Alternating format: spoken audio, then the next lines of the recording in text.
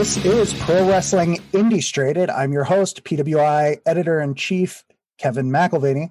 And joining me once again is my new co-host, Kaia McKenna. Kaia, how's it going? Not too bad, Kevin. How have you been this past week? Pretty good. Busy getting ready for the next issue coming out. It's quicker turnaround than normal this time, but hitting the home stretch on that. It's just funny because the new issue is not even on newsstands yet, and then this next one's being turned in. And I don't even know how. When you were growing up reading PWI, did you read some of the other magazines as well that were out? Like, I know you said you read the almanacs, but there's also like Inside Wrestling, The Wrestler, all that stuff. Do you remember those titles? Or is it mostly PWI? I do not believe so, because I was so young that I was only, because of my age, I was only biting on what was mainstream at that point. Plenty of reading the almanac. I used to find the title history to be extremely interesting, how you could literally sit and read back, like, this is the entire history of the WWF Championship going all the way back to God knows when, and here's when so-and-so won it, and here's when the title changed, and what pay-per-view. Like, I thought that was the coolest thing. Maybe I was just like a little bit of a nerd for like statistics and data when I was younger. I just thought it was cool. It's a good thing. All I was going to say is there were so many more publications being made. I mean, it was a much bigger team back then, but like they were turning around like 6 magazines a month. I can't even imagine that. So I should thank my lucky stars that I'm not in that position. We have another cool theme today, but it's a little bit different than last time. Talk a little bit about what we're going to be doing here today. Today, we are going to be speaking to a handful of guests who serve as conduits of change within the wrestling community. So your trailblazers, your people that are definitely opening doors for many people within wrestling to take opportunities they might not have had before, or helping to introduce casual audiences to people and promotions and things in wrestling that they might not have known were here, and just kind of like forging ahead relentlessly to an extent. So I'm really excited. I'm all about people just pushing up the mountain and making things better than they found them. So I think it'll be some really awesome interviews that we're going to have. And another cool thing about this is that there's a shared geographical region or territory, if we want to go back to those days. And that's the Bay Area. Both of our guests today are based out of the Bay Area. Would you like to introduce our first interview? Yes, our first interview today will be with the one, the only, the high priestess at the Church of Wrestling, the mother of Hood Slam, Dark Sheik. All right. How's everybody doing today? Well, thank you. Appreciate it. How are you doing? Good. Keeping busy here. Anyone listening, you're hearing the voice of Dark Sheik, who was gracious enough to join us here. And of course, Kaia's on the line as well. Kaia, you suggested having Sheik on because we wanted to talk about a lot of different things, but I mean, we're specifically going to look, I think, at what, let me not put words into your mouth. Like, what was your reason or inspiration to ask Sheik to join us here today? Honestly, aside from her incredible in-ring work, I know that Dark Sheik has been an absolute trailblazer in professional wrestling for 10 plus years when it comes to creating open spaces where everybody can feel comfortable and be themselves. And I just think that that's such an important thing to have in our community. And I would just love to get her insight as to where this all started and where she's going forward in the future. Gosh, thank you so much. I knew you were my favorite Good Witch for a reason. Well, thank you so much for joining us. Welcome to Pro Wrestling Indie. I know you're busy. As Kaia said, I mean, you've done so much stuff. You're starting to get more, I think, acclaim as an in-ring performer as more people get to see what you can do. But also you've been a promoter for a long time with Hood Slam and doing all sorts of things. Could you talk a little bit about how you got into pro wrestling as a wrestler, but then also as a promoter? Sure, I'll try and keep it concise. It was a lifelong dream. It's like some of my first memories are watching pro wrestling and thinking, I want to do that. And as I got older, this only developed further. I took karate when I was 7 because I wanted to be able to do that in the ring. So when I was 14, I started training somewhere. I did almost nothing for about 5 years. And another 5 years passed. Probably about the same, but busier. And I broke a promise I made to myself, and that I said I would never put myself in the stressful position of being in charge of a show. But it just was lacking in my area. And I felt like some of my friends passed away. Another one was in a horrible car accident. And I thought it was so sad that the world never got to see them wrestle. I felt bad for them. I felt bad for the world. And I said, okay, well, let me at least try and get some of my friends in the public eye then. Let me do something completely wackadoo and out of the box and something that I would want to attend, unlike all the wrestling shows I was performing at. And this was the birth of Hood Slam.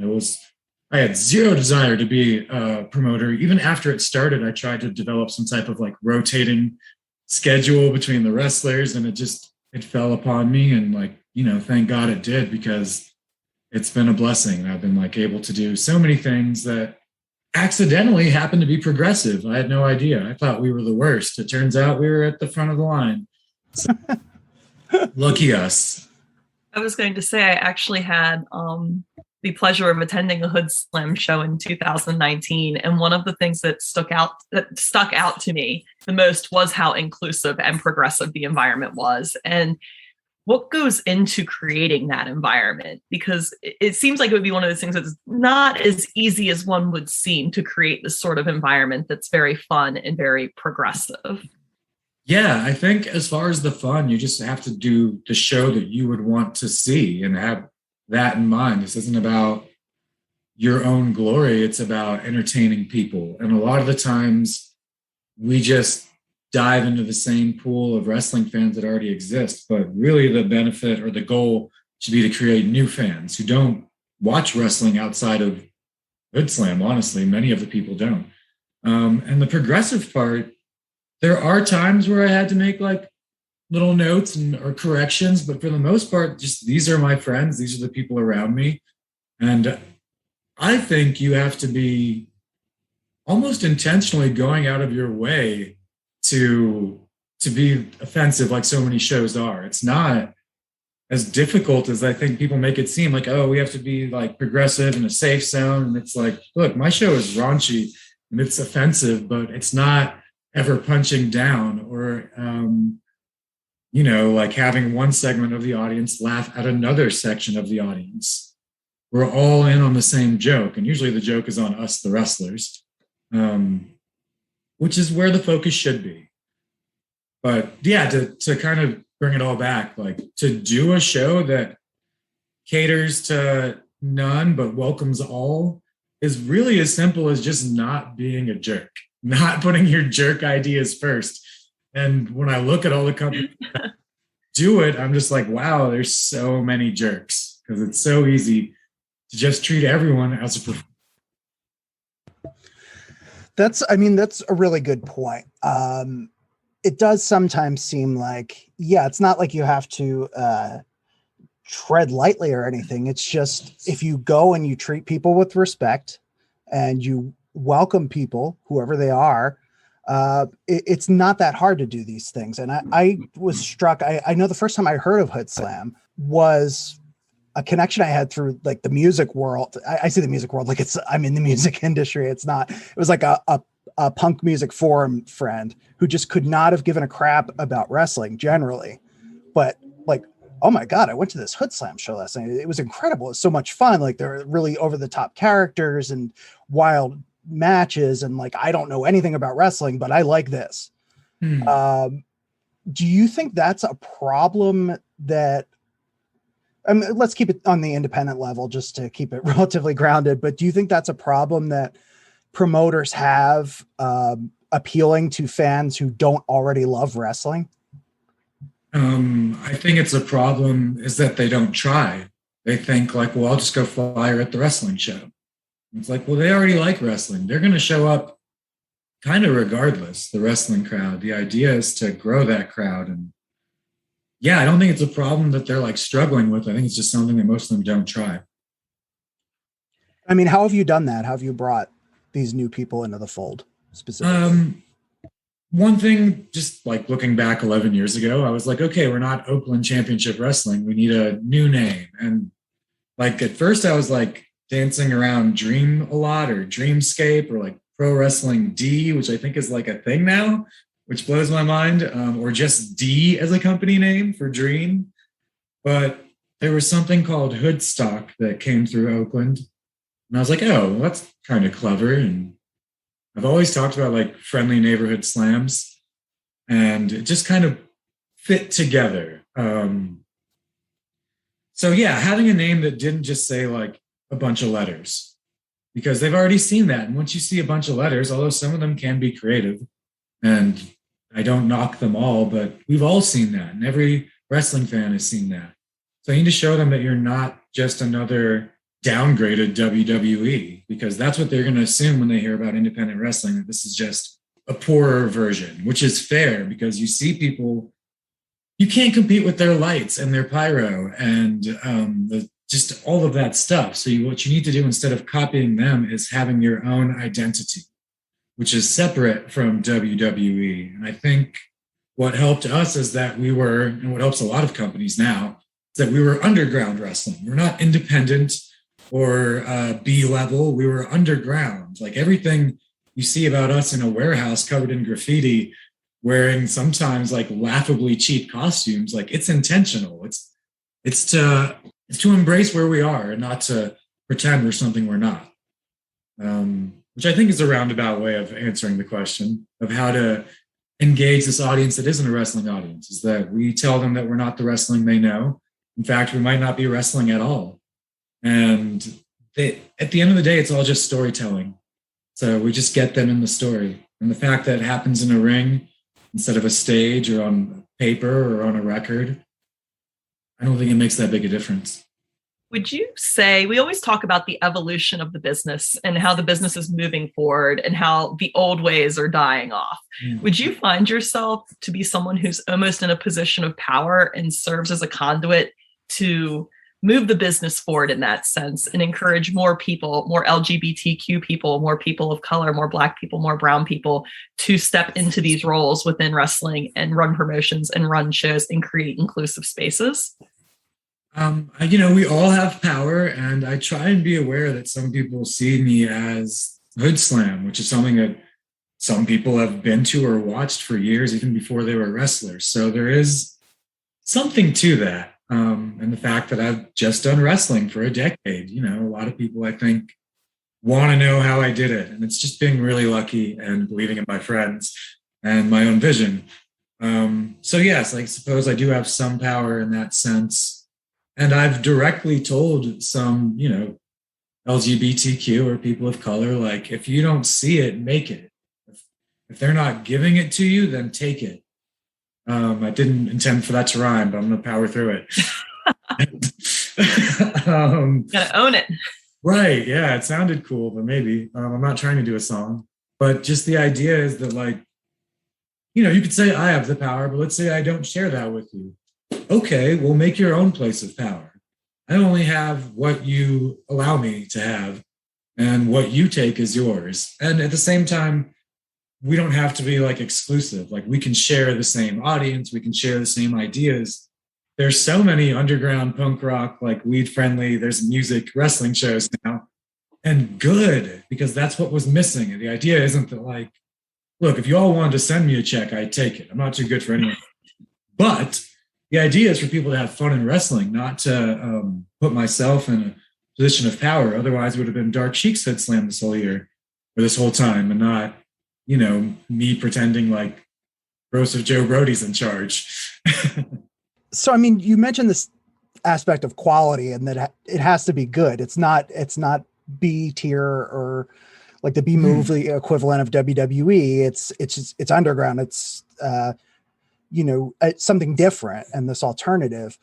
But I mean, the truth is, for someone who looks at Hood Slam and, some of the wild stuff you've had there and the characters and stories, you yourself are this really solid technical wrestler. And I think that can get overlooked. Could you talk a little bit about, I don't know, maybe some of your influences and how you've developed this reputation, if we could call it that, for being this solid technical wrestler in a world where that's not always what people want? Yeah, if anyone gives me that title, I'm happy to wear it. I've also been called a queen of a death match, which I think I didn't quite earn. But you can do both. I mean, yeah, there's no reason I can't be good at. Don't box yourself in. You can do anything that your heart desires.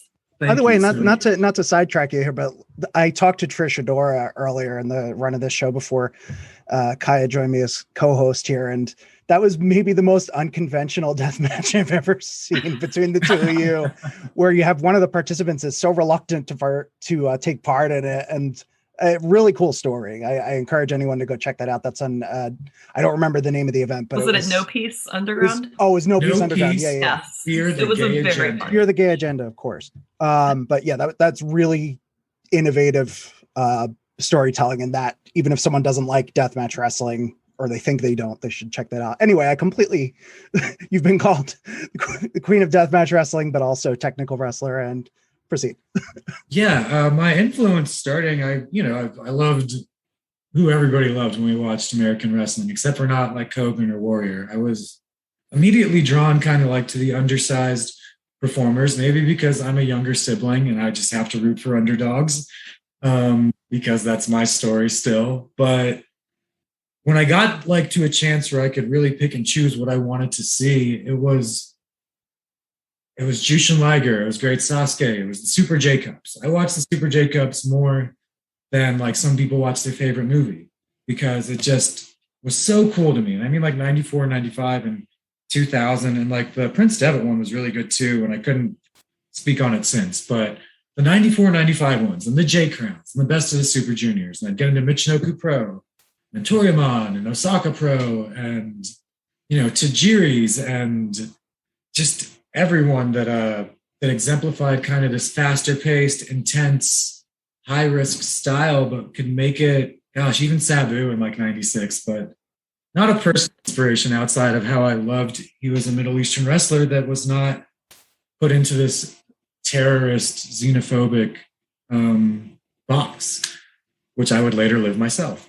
But anyway, so it was the New Japan and Michinoku Pro, even some Lucha Libre, but like Jushin Liger, Great Sasuke, and some even like Joshi. But I honestly, and maybe even to this day, just saw a lot of the Joshi style as like mythical and beyond like my mortal means. And even still, I'll watch some stuff and I'm just like, this is godly. Like, I can't believe what's been done here. But I pick and choose, and I find my spots there too. So just the cruiserweight style, WCW cruiserweight, if you want.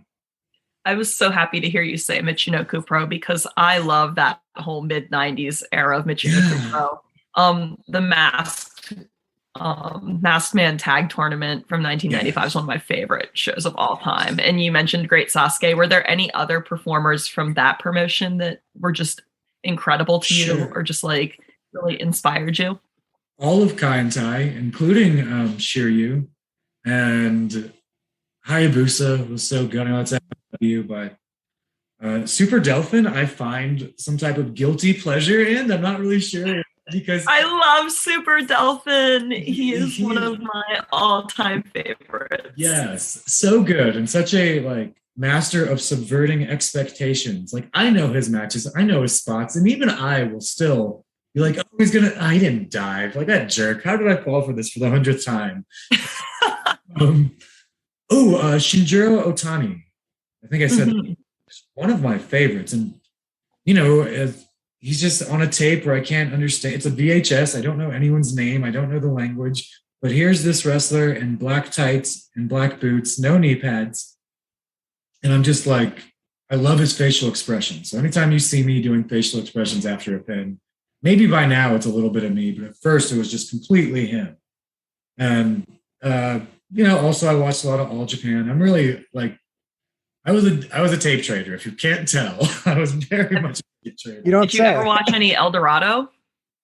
I did, and I remember being impressed, but I couldn't tell you much beyond that. I will send you some links. There are some incredible shows you will greatly enjoy. Absolutely. Thank you. By links, you mean VHS tapes, Kaia, of course. Yes. That you slide the VHS tape and you have to shrink it down, and then you can actually slide the VHS tape into the side of the MacBook. That's how it goes now. Perfect. Is that how it works? Gosh, I don't want to like give away the piece too much. There's a short photographic sort of feature on you in our upcoming issue with Charlie Cern, who took some great photos, and I think they're going to share the rest of those photos with you after it comes out. But in that piece, I mean, you talked a little bit about just being expected to portray a certain type of character when you come into the business, and expected to be a heel, expected to play on stereotypes. I mean, what would your advice be to somebody who is coming up now and being, having this pressure put on them to do something that they don't want to do, whether it's work a certain style or be a certain type of character or look or talk a certain kind of way? What would you tell them as someone who resisted that yourself? I mean, I did it for years and I tried to make it my own. They told me when I said, you speak the language, you're going to be a Sheik and you're going to be a villain. And they made me wait till I was 18. They made me wear a mask so that I didn't have to admit to child abuse. But as soon as I was of age, here's your Sabu pants, put a thing around your head and don't speak English anymore.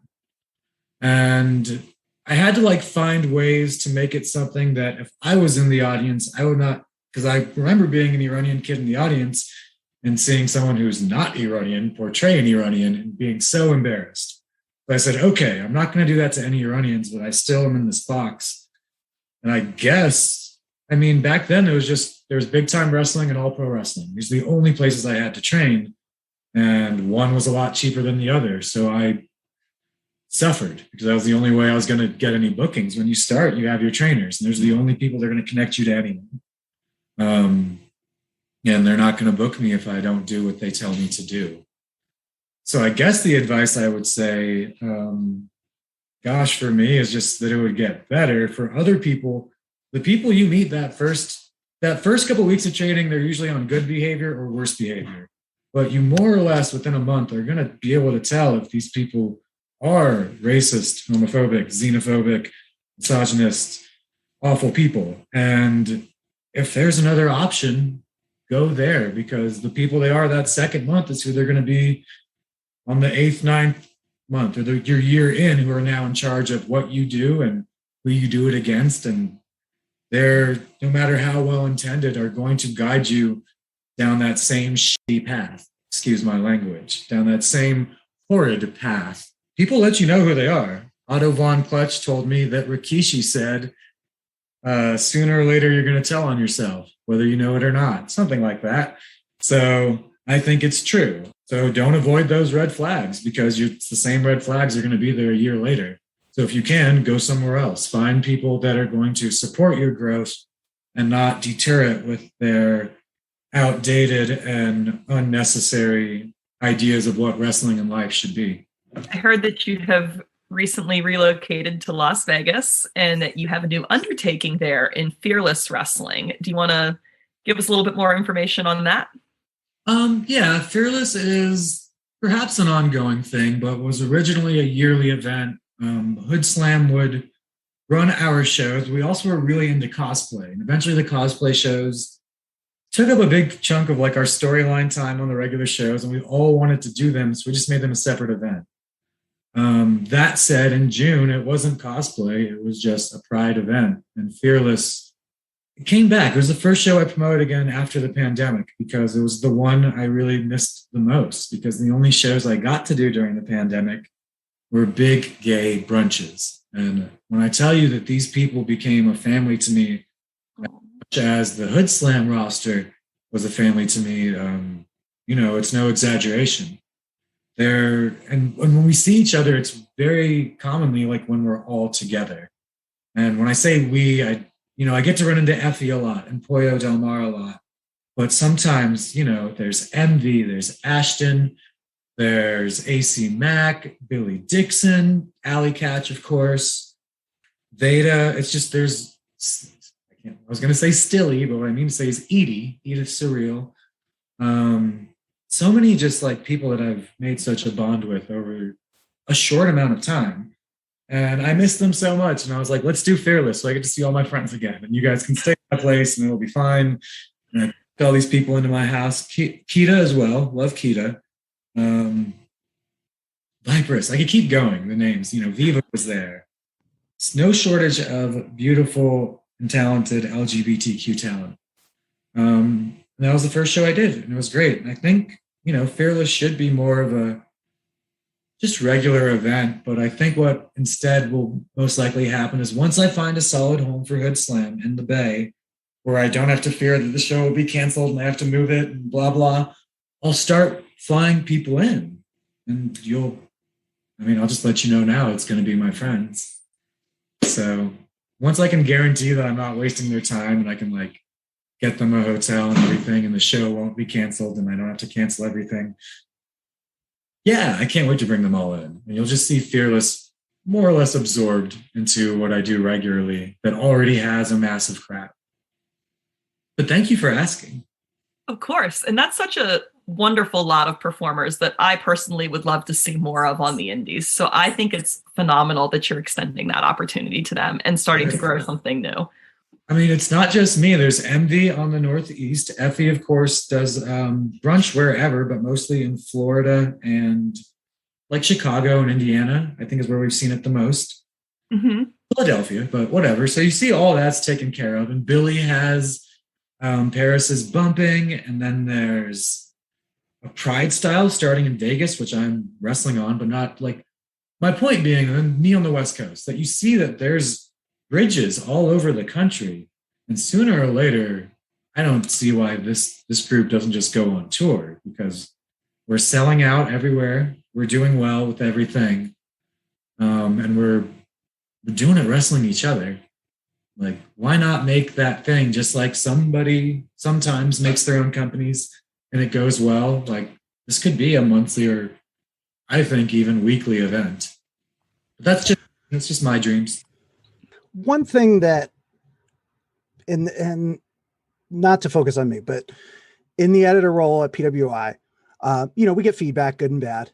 There was a story that we ran earlier this year. Jamie Senegal wrote it. It was about just the rise of LGBTQ representation in pro wrestling. I can't speak today. And overwhelmingly positive response. Just about anything I heard back, it was wow, this is a really great article. I enjoyed learning about some of these wrestlers I'd never heard about. Some of the wrestlers I did know about. It was good to see their name in the pages of PWI. One or two people have to go and be jerks and be why do I need to know about this? Just talk about wrestlers. I don't need to know about what their lifestyle is or blah, blah, blah. And, I immediately I have an unpleasant reaction to that. I don't want to engage with somebody like that, but just to somebody out there who does feel like that, or maybe just as somebody who's listening to this and who gets that criticism, why are you talking about this? Why is it important to bring this up? Why is it important to bring this up? And for, if you have this touring group, for it to not just be, whatever the name is, but to emphasize that, yes, this is largely or entirely comprised of LGBTQ wrestlers. Why should we be in the magazine? Because we're good wrestlers. Right. That's the bottom line, because we're great at this and we're selling out well, across 100%. the country. And I think people this is my response. Yeah. Because we're great wrestlers and we're selling tickets and we're selling merch, and queer wrestling carried all of wrestling through the pandemic. Just going to put a bottom line on that. What more do you want? And why do we deserve a spotlight? Because we're at the forefront of the indies. You might not see me on Raw or Dark, but rest assured, I'm around the country, and Effie is at twice as many places. Envy is powerbombing everybody of any gender or sexual orientation through a table or through a cross or through a door. So maybe that's a good reason to know who Envy is, because he's probably about to powerbomb your favorite through a door. And Jamie Lynn is now on NWA. So why do you need to know about us? Because we're taking over the business and we're the future of it. And if you don't get on the bus, you get left behind or run over. So you don't have to like it. You don't even have to accept it, but you do have to get used to it, because it's not going away. So you know what? Just flip the page when you see my picture. There'll be Roman Reigns or MJF right there in the next section. Don't worry. But if you expect me to go away, change your expectations. That's perfect, because I think, even the people who are, hey, look, I want to know about the good wrestlers, but I just don't want to know anything more than that. I just want to know they're a good wrestler, but it's part and parcel. I mean, it's all part of who you are. And if somebody doesn't like that, it's the same way, like it would be like asking Roman Reigns to not say he's the tribal chief. Well, that's part of his deal. Like, if you don't like that, you don't like Roman Reigns. So I feel that it's so important to kind of know these backstories about wrestlers, because that helps create that connection with the fans. It helps create that level of investment to where they want to see you win, or they want to see you lose, or they want to see where your character goes next. And it helps them become more immersed in the stories we're trying to tell. So I think it's very important. And I think everybody should always be willing to share their story and their backstory. Yeah. And I'll take it a step further too. If you're one of those people who are like, well, I don't care about their orientation or gender, like, cool. There's a lot of people that are excited to see people that represent them, though. Just as like people are excited to be represented by Roman Reigns or Jamie Senegal or or anyone. It's just a beautiful thing to see people like you. And maybe you're numb to that because everyone in wrestling has always been like you and you don't see the importance of that. But I remember reading PWI and seeing like 1-2-3 Kid's favorite movie is Cool Hand Luke. Like, I'll look that up. Now it's my favorite movie. And if I hadn't known that thing about him that has nothing to do with his wrestling, maybe I wouldn't have been so excited when I got a picture with X-Pac finally 6 months ago. So, did you talk about Cool Hand Luke with him, though? I didn't bring it up, no. I don't know if it's still his favorite movie. Who knows? It's been 20 years. I guess you just have to meet him again. Good point. I see him often, actually, now. Whenever GC awesome. in LA, he pops in. We burn. It's great. At least I do. But yeah, so you don't like it, it's not for you. I assure you, the person that is for, that does like it, likes it so much more than the effort it would take for you to just flip a page. Yeah, no, 100%. And I have always felt that way personally, just use a kind of silly example. Someone like CM Punk, when I first saw him way back on the indies, it was like, oh my God, somebody has Punk in their name. Yeah, right. Yeah, and Straight Edge. I'm pretty sure I threw up the X back then. But like, and then, yeah, he has like band t-shirts on of names I recognize. And like, it's cool to see yourself in whatever way in culture and wrestling. And I think it's really important and just awesome that you're out there doing that, and that people can, tune into wrestling for the first time and feel like, okay, maybe this is for me. This isn't just like a bunch of like macho crap like I thought it was, that I saw growing up. I think that's really valuable. I'd agree 100%, and what's wrong with adding a little grace to this barbaric sport? Why not? Yeah, good. Kaia, is there anything else you wanted to ask our guest, Dark Sheik, before she signs off? Because I know she's very busy. I don't want to take up too much of her time. Actually, no, I think that you worded everything beautifully. And I just feel so honored to get a little bit of your time today and gain some insight into your life and how you operate that I did not have before. So thank you so much for coming on and sharing your experiences with us. Thank you so much. It was definitely a treat. I'm glad that we got to have an extended conversation. And to both of you, just thank you so much for making me feel really good about myself and asking me very good questions. Oh, sure. And is there anything else you'd like to get out there or plug before we stop recording here today? Sure. Support GCW because they supported me. Hood Slam, of course, is pretty cool. There's pro wrestling in Burbank, California that is like an absurd fairy tale. And just furthermore, something I say at the end of like most things I do, if you don't like me, if you don't like the things I do, if you don't like wrestling, fine. Go find something you do like, whether it's a poet, an independent like musician.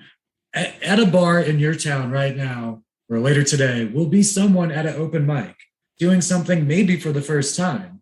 And if you were to spend $5 on their sticker or buy their shirt or buy their CD, it would mean the world to them. And you would be supporting independent art that you do like. So if you hate me, cool. Don't waste your time hating me. Go find someone you do like, give them your support, and you both will be better for it. And so will the world. And I'll appreciate you, even if you don't appreciate me. Somehow, I don't know how. Good luck to you. All right. Thank you so much. No problem. Thank you. Wow. That was an awesome conversation. And we kept talking after the recording stopped, but I feel like I learned so much from somebody who's done some really cool and different things. I did not realize how many hats Dark Sheik wore in wrestling and how long she has been wearing them. Her contributions are just insurmountable at this point, and it was an absolute honor to speak to her today. Well, we have another guest lined up. So you ready for that one? Or go right into this next interview? Absolutely. All right. Sounds good then. So if you subscribe to PWI, you are already familiar with our next guest, and that is founder of Black Wrecellence, Righteous Wrap-Up columnist. If you still didn't get it, here we go. We're going to talk to Righteous Reg. Well, it's good to see you again, Reg. It's been a little bit, I guess, since the 500 meeting. Welcome. Yeah, thanks for having me, man. It's been a bit. It's been a crazy ride after the 500 dropped. A lot of opinions, a lot of things. It's been a lot. And of course, my co-host Kaia made her debut in the 500 at 498, 499, something like that. Kaia was ranked at 499, and I was so excited because I guarantee I'm going to beat it next year. Yes, that's the spirit. Reg, I think most people who are listening to this have at least a little bit of familiarity with you.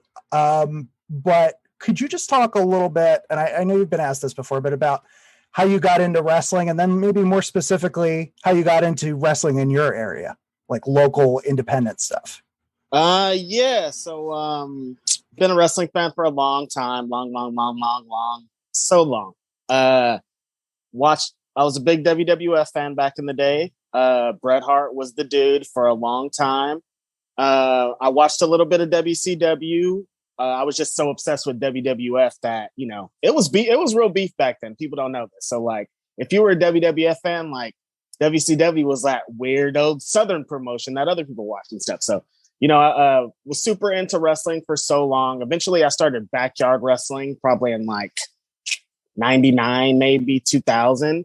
And so that eventually led into, I started some pro wrestling. And I think that's when I started to get into more local, like to find out more about other things than WWF at the time. So California had a pretty big scene.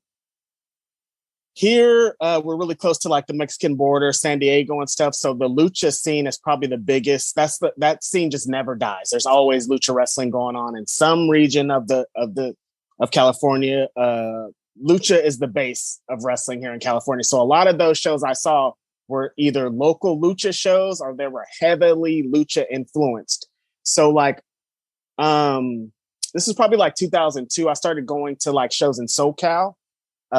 Wrestlers like Super Dragon, and a lot of the early PWG regulars were featured, and they were here with they trained in lucha style. So a lot of those shows were just early lucha stuff.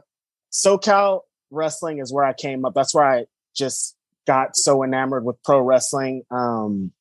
Seeing wrestlers like Scorpio Sky, Scott Lost do things that they weren't doing in other places. SoCal has a different energy. California wrestling in general has just like a different energy, and that eventually turned into PWG. And like we know now, like how heavy that influence is. Very cool. And I understand that you actually have a win over Human Tornado. Is that correct? That is very, very, very correct. I have a very short pro wrestling career, probably like 2 years, maybe at the most. And I did some shows in my hometown, Bakersfield. There was this place called The Dome. There was XPW came there before. A lot of smaller promotions would be there. And so I had a show there one time against Human Tornado, beat them with an RKO because I don't know why. It wasn't even my finish. But yeah, that's how it happens. So I officially on the record books have a win over a PWG world champion. Who can say that? Not a a win lot is can a say win. that. It's a win, exactly. There's no wrong way to win. I got it. Can't take it back from me. That's too funny. Before we hopped on this call, we were talking like, okay, what are we going to ask Reg about? And I completely forgot about that you having wrestled part. And like, we easily could have brought that up. Right. Maybe this is where you can pitch to Kaia that she uses that move that you invented supposedly, because nobody else will take the move on. Nobody wants to take on the sit out back body drop. I've invented this move in backyard wrestling and still have never seen it. The one day I do see it, I'm going to be so happy. I've been trying to get wrestlers for like 5 years now. Like, hey, do this move with this dude. I almost had Jordan Oliver. He said he was going to do it. I'm going to get back on him, get him to do it. See it at one of these GCW shows. Let me tell you, if you're willing to teach, I'm willing to try anything once. I like the sound of it. I'll send you the video. Sounds good. I'll dissect it. Do a little screen record action, slow it down, figure out how to make it magical. Perfect. I love it. Good. We're getting a lot accomplished here so far, which I like. So, Reg, I know about this, and maybe some of the listeners know about it. But Kaia, you had something that you wanted to ask Reg based on how you became familiar with him and his work. One of the things that I just think is so awesome is that you do the PWI list every year to go hand in hand with the PWI 500. And I was just wondering what inspired you to take on such an undertaking, because that's a massive list to compile. And what goes through your mind, or what are some of the things you consider when you're curating this list of extremely accomplished, impressive individuals? Right. So, the story, a couple people have heard the story before. I've told it on a few podcasts. The PWI is what inspired it. In 2019, the PWI 500 came out. This was the first time I had seen a lot of talk about the PWI on the timeline, on like the Twitter timeline in a while, where like everyone was just like, hey, I think it was when Seth Rollins was number one. I think Seth Rollins was on the cover, And so everyone was talking about this list. Everyone is talking about it. And I thought it was great. I was like, cool. Like, I hadn't heard about PWI in a while. Like, they're back. This is cool. And so I'm like, I'm curious. I had started doing the Black Wrecellence podcast. I had the Black Wrecellence blog a little bit. So Black wrestlers were my thing at the time. I'm just like spent constantly every hour of the hour discovering Black wrestlers without the list. So I was like, I wonder how many Black wrestlers are on this PWI 500 list. I think I counted maybe like 35 to 36 out of the 500. It was like 6% I had ended up coming up with. So I went to the Twitter time. I'm like, yo, is this weird, you guys? Like, there's only this many wrestlers on the PWI 500. And everybody's like, hey, yeah, it is weird. It is weird. It is this, is this, is this. And I'm like, okay. And they're like, well, you have to make a list. And I'm like, well, that sounds like a lot of work. I don't want to do that. And so like I sat with it for probably like 10 minutes because I'm legit obsessed with wrestling. It's all I ever do. It's all I ever think about. It's everything. So I'm like, yeah, I could do it. And so, I just like start thinking like, how many Black wrestlers do I know offhand?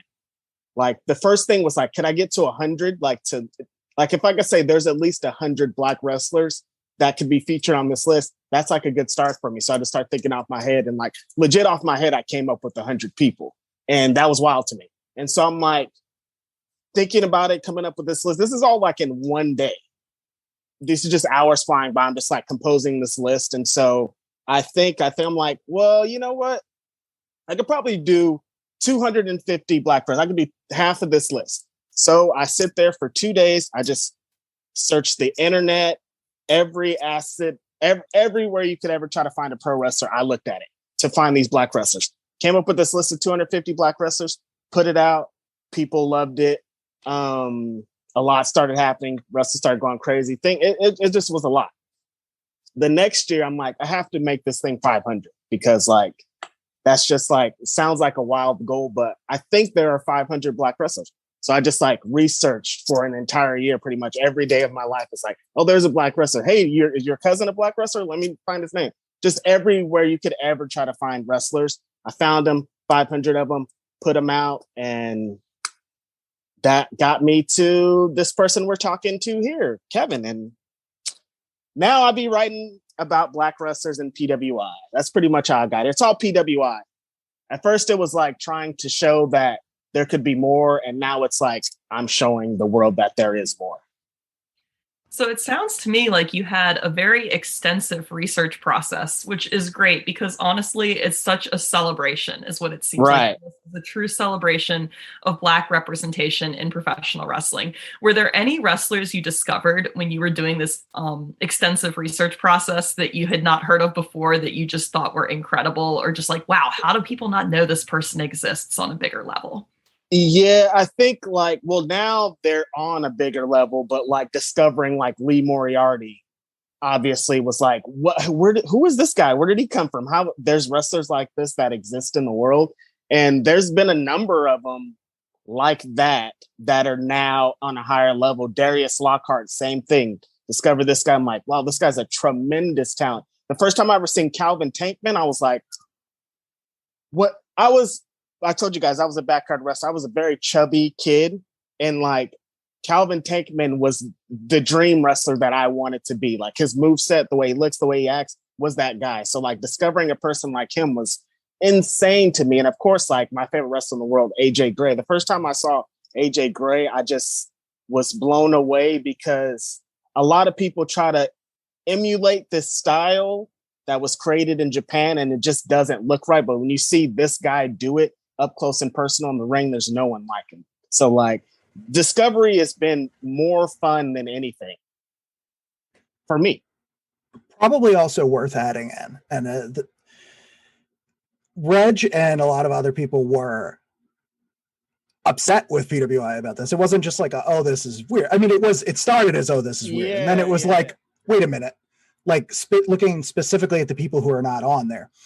And in fairness, a lot of people on there, and this is not to defend us, were maybe not huge TV presences. A lot of independent workers who have since moved up, and some of them have been hired and given contracts since. But despite that, we've always had regional wrestlers and indie wrestlers and territorial wrestlers on the list. And when somebody like goes and wins the territory, the championship in multiple territories or regions, that was a pretty good way to get on the list. Right. But there are these blind spots, these wrestlers that we just, doing this research, a lot of it is like who you talk to and what's already in front of you. And like, if we weren't hearing about these wrestlers, they weren't on our radar. And, looking at when you did this, Reg, I was kind of like, my initial reaction was, first off, the back half of the list. This isn't like thrown out there all the time, but like the back half of the list is less debating every single number, more one or two people going and doing most of it, bringing it back to the group. I did not have the luxury of being in the back half of that most years, so I only had so much to say. But even still, there were a lot of wrestlers I just didn't know who they were. And I've really been, obviously now I really have to keep my eye on everything. But as a freelance writer and having my day job and all that, I was not keeping up with it as well. So I want to give kudos to you now though, because it's changed so much. Like I was just about to say, Reg, thank you, because there were a lot of wrestlers that I just flat out had never heard of. And my response to get a little bit defensive, like, hey, this is hard and it's kayfabe based and like we're doing our best and blah blah blah. Again, a cop out, passing the buck. But when I started to go and look at the people who are on your list, it's like, holy crap! Like this person had like 3 different singles championships in pretty big promotions, not promotions that I'm following super closely, but like somebody at the magazine should have known about this. And that really just inspired me to look at wrestling a whole new way. And at the time I had no idea I was going to become editor. I just knew that like next year, hey, I'm going to come in with a big list of people who these people better be on the list. And that was very, people like to think, and not that, I mean, the PWI 500 is one thing. It's I do think it's important, but there are more important things in the world, despite how angry people get over it. Definitely. But what I like about this story is that you complained about something that was not just unfair, but wrong. Like there were great wrestlers who were being left off, who deserved spots. And like by raising a stink and getting us to like, wait, what? Let me look at this again. Oh crap. Yeah, we did miss this person. Like you willed this into being, you willed that into like you getting like, and Kaia, I don't know if you know this part, but the next step was like, I said, hey, Reg, look at this list this year if you want. Like I approached him very gingerly because I'm like, you have your thing. And look, I'm not trying to like steal your thing from you or like take away the power that it has, because it still has this power. But like, if you want to take a look at this and give your honest opinion, like it's okay if you say it sucks, just like, let us know what you think of this year's list. And then he wrote that. And then like, I mean, this was great. I loved the voice that you wrote this in, all this stuff. And then from there, Reg just started contributing to the magazine. And this is just from a place of, hey, I'm going to point out something that's wrong. And then now, you're doing all these cool interviews. You have your own column. You're getting a lot of work outside of PWI. I mean, you have this new podcast, which I think you should tell us about. Right. Which is Grapsody. Yes, Grapsody, my new podcast on the Fightful Network.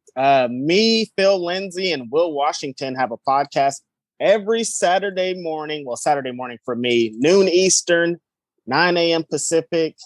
We talk 5 different topics in pro wrestling, mostly of the week, what's going on, what's happening. And, it's the most fun I've ever had doing a podcast. It's great. I can't even believe that I lucked into this.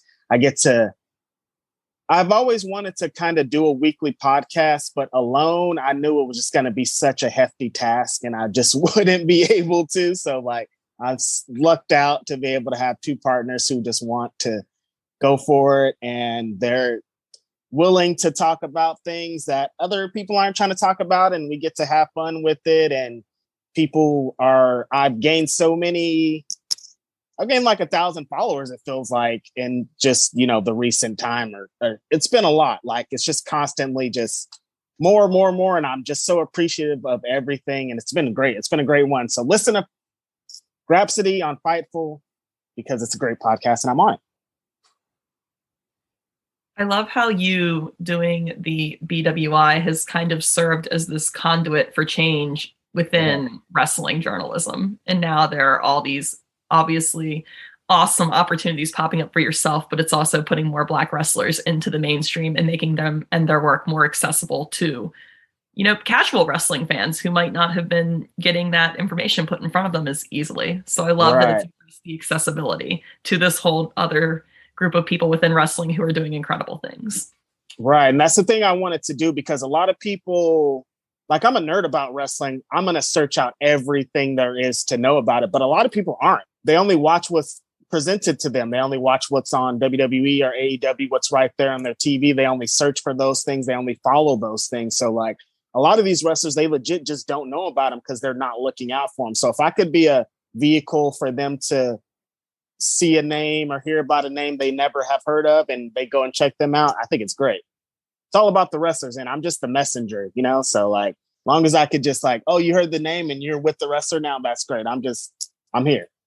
So you're very passionate about wrestling, but it also seems that you're very passionate about music. And I was wondering if you could tell us a little bit about your music career and if wrestling ever intersects with it. Like, do you ever incorporate your wrestling passion into your music at all?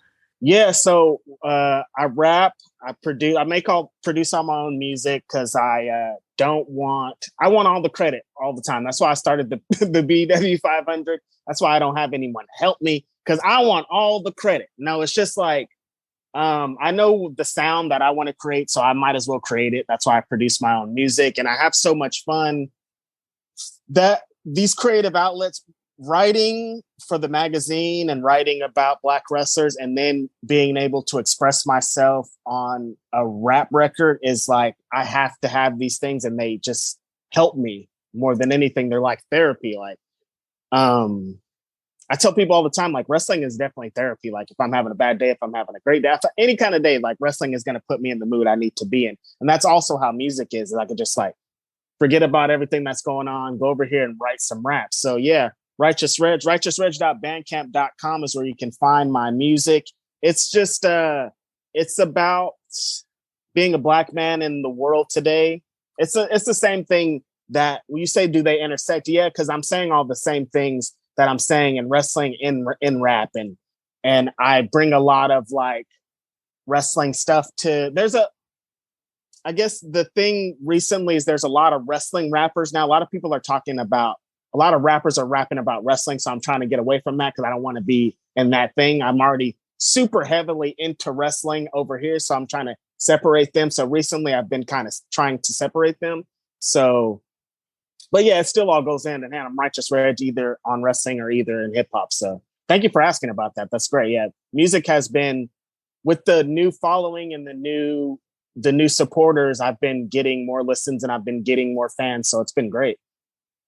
You mentioned rappers making a lot of references to wrestling, and I kind of I love how MF Doom was kind of like one of the first people to start. He was definitely, yeah. He was now a little bit, but he was a big proponent. He would just drop them in randomly too. You knew he was like a real fan because it wasn't like Hulk Hogan style. It was like he would drop like some random stuff. And now I think the biggest proponent of that is Westside Gun. I have to shout out Westside Gun on a podcast because I never have. And he's just like merged rap and wrestling the way I've always wanted to. I didn't even know it was possible how he does it because he's like a hardcore rapper. And he just like, you'll hear a promo from Mean Gene Okerlund randomly in one of his songs. And it's like, I didn't know you can do that. And he does it, and he does it so effortlessly. So shout out to Westside Gun. He just gave Alexis Littlefoot $500 to continue her wrestling career. It's just like, the culture is so amazing. Yeah. When you mentioned him, I was like, I just saw that he paid the rest of Alexis's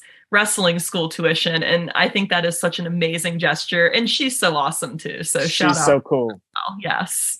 Yeah. Shout out Westside Gun too. That's super cool, man. The culture is just thriving right now.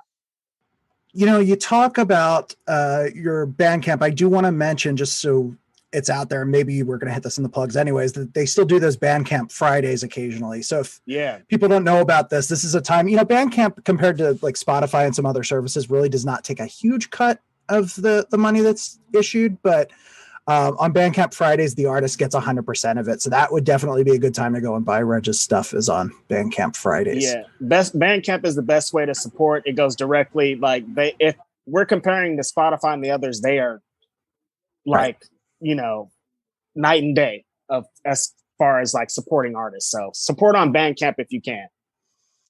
And don't want to go on too long here. I could talk to you all day about various things. I'm sure Kaia could too.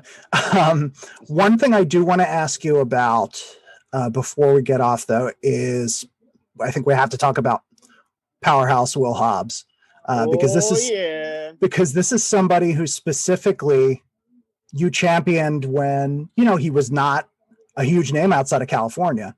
Mm-hmm. And you know, like we'll joke around like, oh yeah, Reg was just singing his praises and then he was on TV. Like he was AEW signed him. I hope he sent you a fruit basket or some flowers or something, but little rub there. But can you talk a little bit about, and I mean, you wrote this story about him where you were in the magazine where you did allude to it a little bit, but talk about seeing Will Hobbs on the independent scene and watching him rise up to where he is now. Yeah, so I had just went to a local, it's APW All Pro Wrestling. There's probably used to be the most dominant Bay Area wrestling company there was. They were featured in Beyond the Mat. Like, if you heard of Bay Area wrestling, you probably heard of APW. So I go to this random APW show. I see this big giant guy just walking around. This is before the show started. Just walking around, and the crowd is like drawn to him for some reason. I didn't know who this guy was, but he was like shaking everyone's hands and just like everyone loved this. I'm like, who is this guy? This big giant black guy. I'm like so intrigued right now. So he comes out to have this match with this other wrestler who I don't know where this guy, his name is Marcus Lyon. He's from San Jose. He's a black wrestler. He's incredible. I don't know why his name isn't bigger out here. Will Hobbs comes out.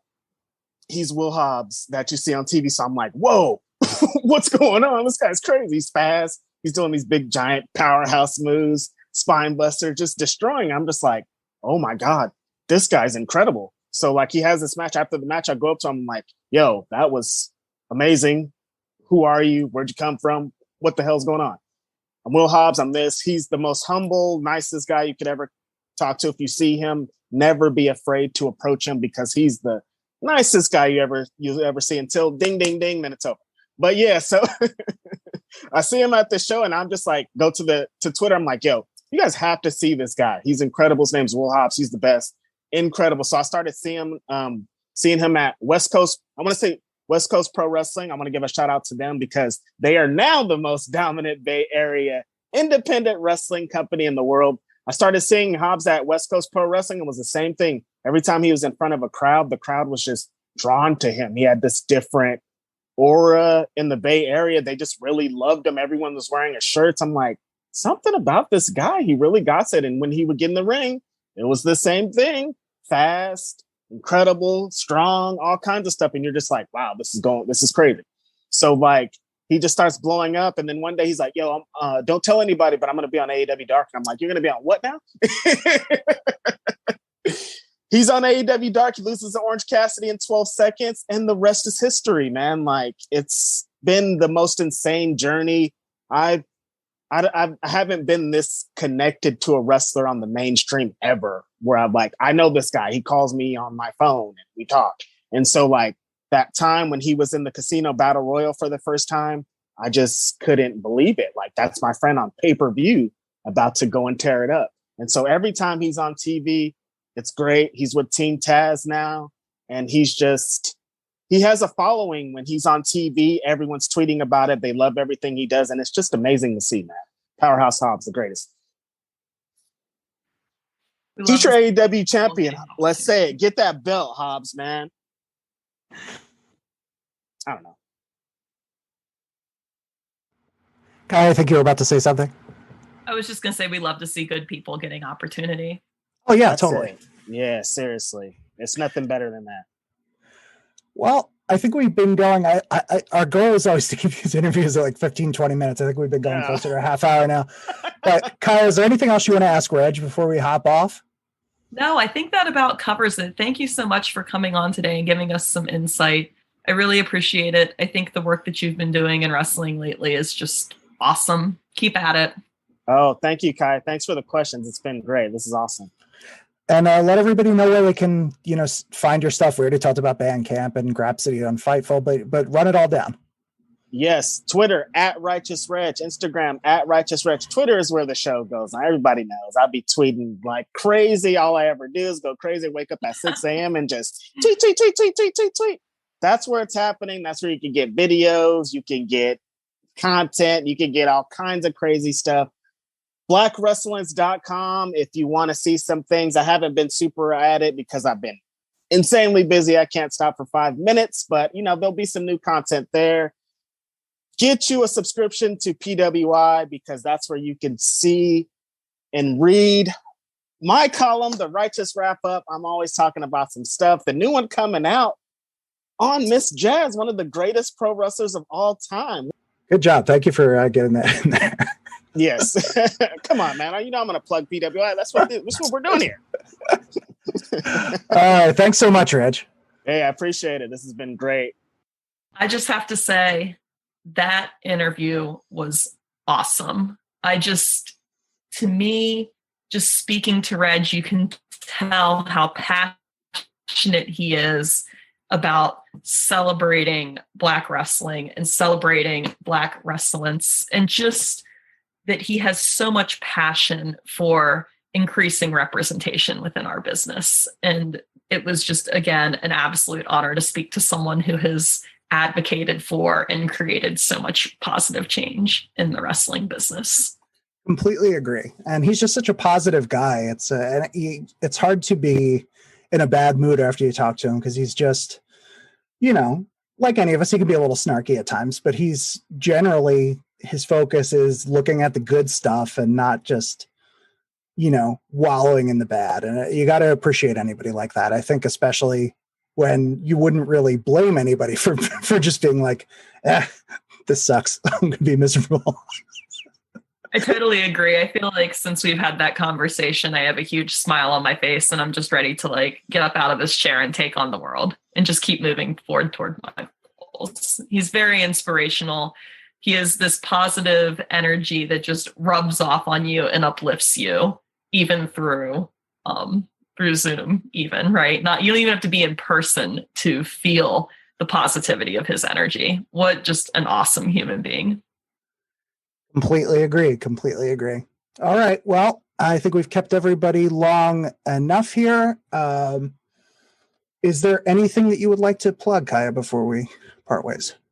Yes, you can, as always, find me on Twitter at Kaia MCK, KAIAMCK, and the handle is the same on Instagram. And I actually, on November 20th, if you are in the New Jersey area, I will be at Invictus Pro Wrestling challenging Vita Von Star of Ring of Honor for a #1 contenders match for their women's title. So please come out and bring some good vibes and good energy and support a good witch.